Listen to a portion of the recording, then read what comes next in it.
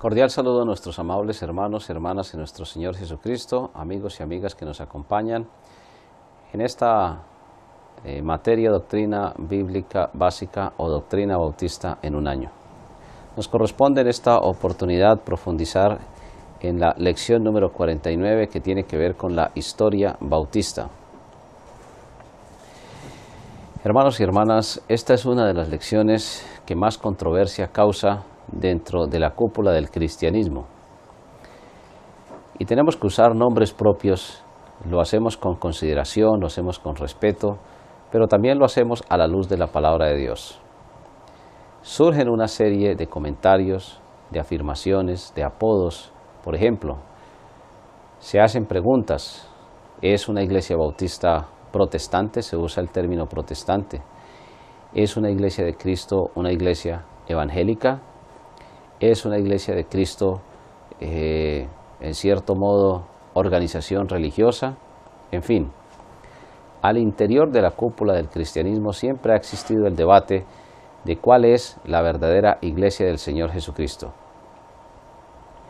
Tenemos que remontarnos una vez más a la Gran Comisión, en el Evangelio según San Mateo, en el capítulo número 28, desde los versos 18 hasta el 20.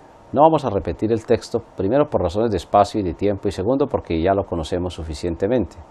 Pero lo que sí vamos a hacer es citar la parte final, donde Jesús dice: «Y aquí yo estaré con vosotros todos los días hasta el fin del mundo». ¿Con quién está hablando el Señor Jesucristo ahí? ¿Está hablando con Pedro, Andrés, Jacobo, Juan, Bartolomé, Tomás, de una forma individual? De hecho, no está hablando con ellos de una manera individual, ni siquiera como personas, como hijos de Dios. Le está hablando es a su iglesia.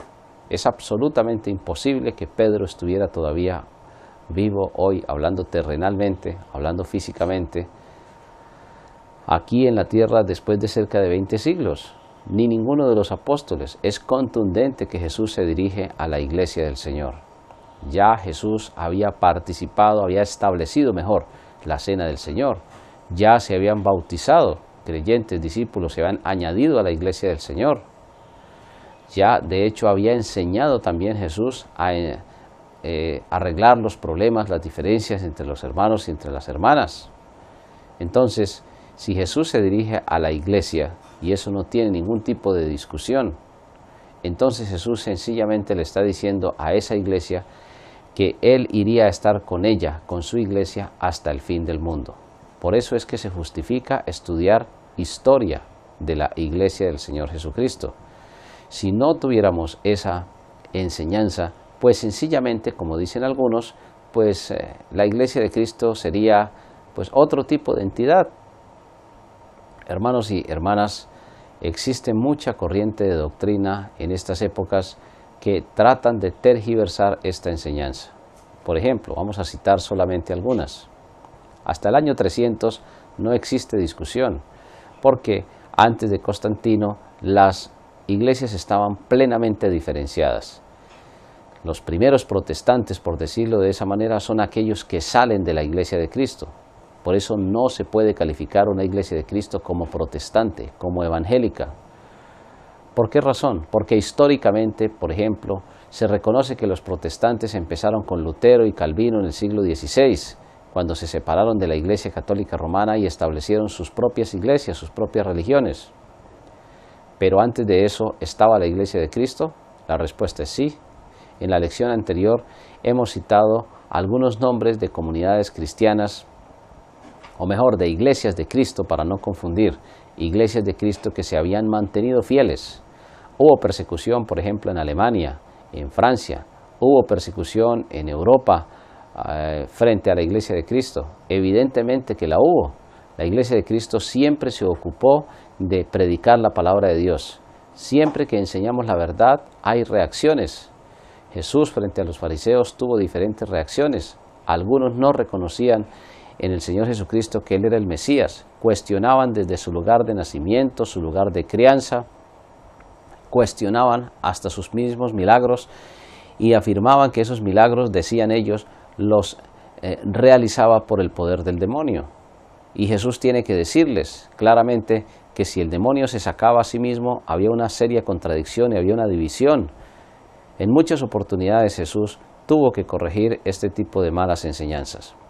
Pero hermanos, el fundador de la Iglesia del Señor Jesucristo es el mismo. No existe otro fundador. Su cabeza es decir, la cabeza de la Iglesia de Cristo sigue siendo Cristo. Y el cuerpo es cada una de las iglesias locales, como ya lo hemos explicado en otras oportunidades. Por eso esta lección, que es un abrebocas simplemente a la materia de historia bautista, nos quiere recordar y resaltar ese principio. Día tras día, semana tras semana, año tras año, siglo tras siglo, la Iglesia de Cristo siempre ha permanecido. Con la misma doctrina, eso sí, con las mismas prácticas. Existen algunas divergencias de opinión entre pastores, entre iglesias, pero son divergencias de opinión, no son puntos doctrinales. Los puntos doctrinales están plenamente definidos en la palabra de Dios.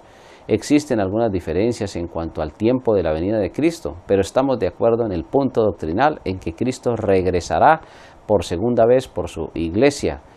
Existe una evidente prueba de que el mundo camina hacia el cumplimiento de las profecías bíblicas. No podemos nosotros hoy anunciar fácilmente que el mundo camina hacia un solo gobierno mundial.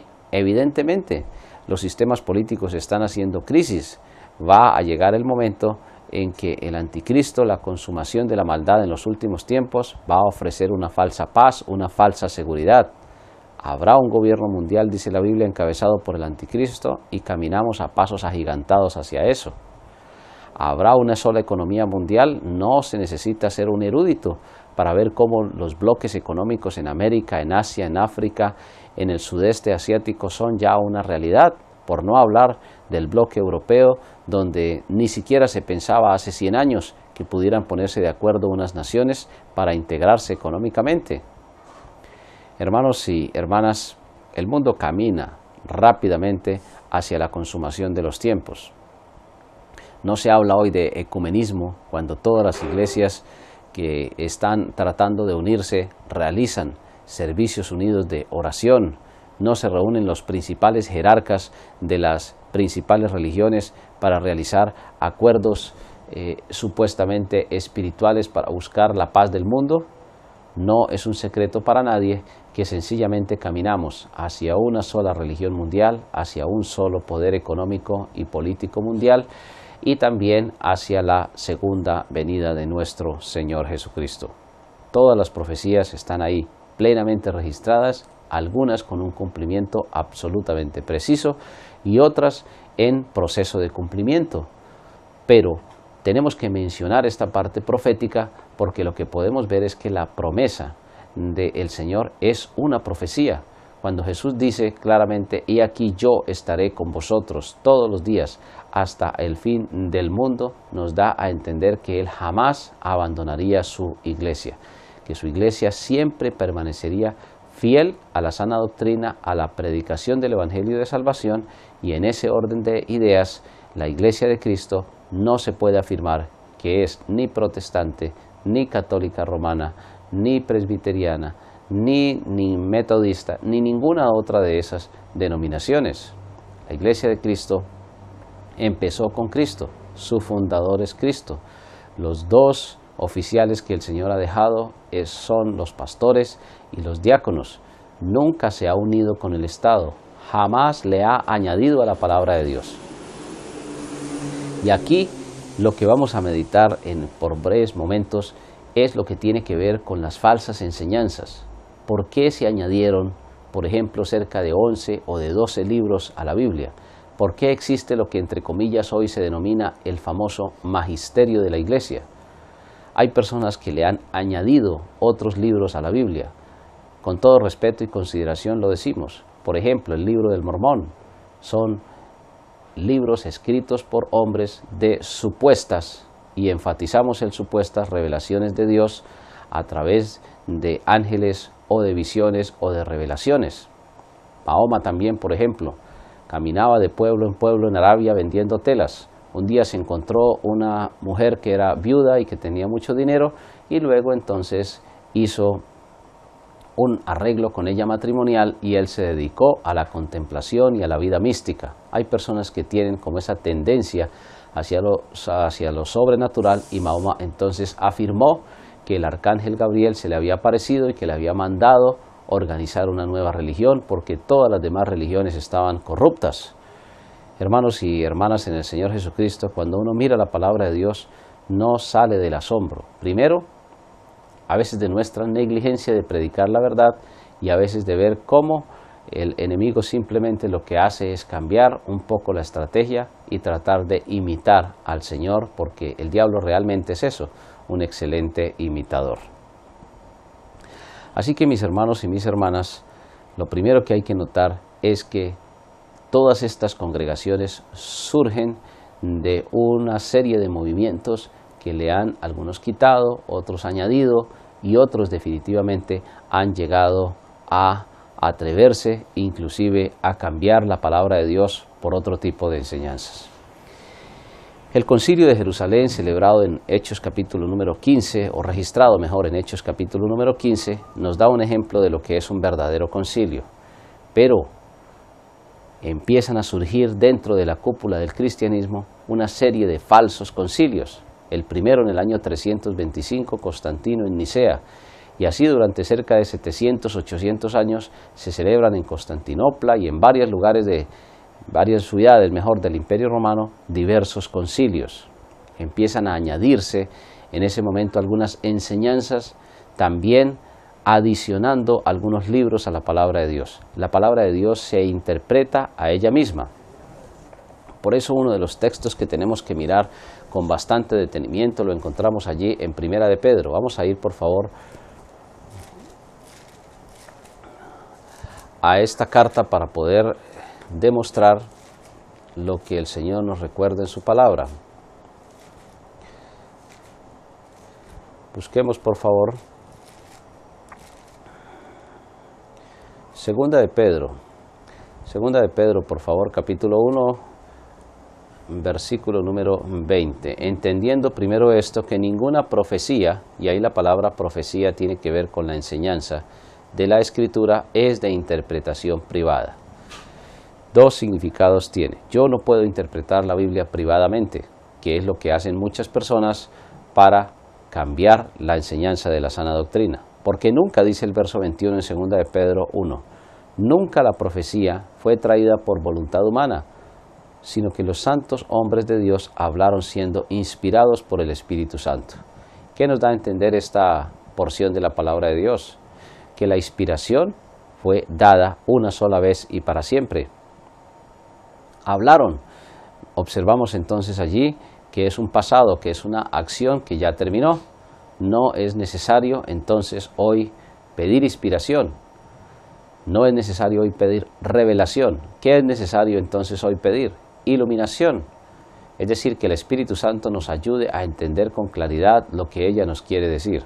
Pero la revelación terminó cuando se acabó de escribir la Biblia. Y lo mismo la profecía.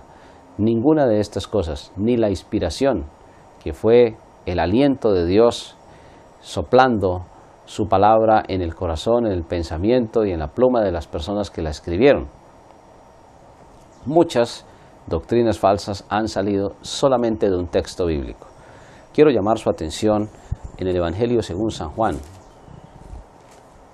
Remontémonos al Evangelio según San Juan, por favor, para recordar esta enseñanza. Del Evangelio según San Juan, en el capítulo número 21, en el verso número 25 dice: y hay también otras muchas cosas que hizo Jesús, las cuales si se escribieran una por una, pienso que ni aún en el mundo cabrían los libros que se habrían de escribir. ¿Qué está usando allí el apóstol Juan? Una figura del lenguaje, está usando una hipérbole, está usando una exageración. Si una persona vive 33 años y medio terrenalmente como vivió el Señor Jesucristo, y contáramos una a una las cosas, podríamos multiplicar 365 días por 33 años y 6 meses, y nos daría una cuenta bastante moderada. Y si contamos que cada uno de esos días el Señor hacía una serie de cosas, contando desde el nacimiento, pasando por su infancia, su juventud y luego los 3 años y medio de su ministerio terrenal? Pues sencillamente vemos que aquí lo que tenemos es una hipérbole. ¿Por qué? Pienso, es una suposición que está haciendo el apóstol Juan. Pienso, no son palabras inclusive de otra naturaleza. Dice, pienso que ni aún en el mundo cabrían los libros que se habrían de escribir. Hermanos y hermanas, el planeta Tierra es supremamente grande. Si el apóstol Juan se estuviera refiriendo solamente al planeta Tierra, que es como la mínima expresión del mundo. Nosotros sabemos que el planeta es simplemente un punto perdido en nuestra galaxia y que nuestra galaxia es un punto perdido en el universo. Entonces, no podemos atenernos a una figura del lenguaje, porque aquí lo que tenemos es una figura del lenguaje para decir que había que escribir otros libros. Añaden, por ejemplo, 11, 12 libros apócrifos, y la palabra apócrifo significa de dudosa procedencia. Historias, por ejemplo, de los macabeos, son libros históricos, pero no inspirados. De allí salen diversas doctrinas, como el purgatorio, como las indulgencias, como otro tipo de prácticas que son totalmente ajenas a la enseñanza verdadera de la palabra de Dios. No podemos entonces, no debemos hacerlo, quizás podemos, pero no debemos hacerlo. Escribir otros libros complementando la Biblia, porque la Biblia ya está completa. Dice toda la escritura es inspirada por Dios. Cuando dice toda, está dando a entender que ya ha sido completa, que ya ha sido terminada. Mas cuando venga lo perfecto, ¿qué es lo perfecto? La palabra de Dios, lo que es en parte se acabará. La palabra de Dios es la que Dios usa para perfeccionarnos a nosotros. Allá no está hablando de la segunda venida de Cristo, sino se está hablando es del trabajo que hace la palabra de Dios para perfeccionarnos a nosotros cotidianamente.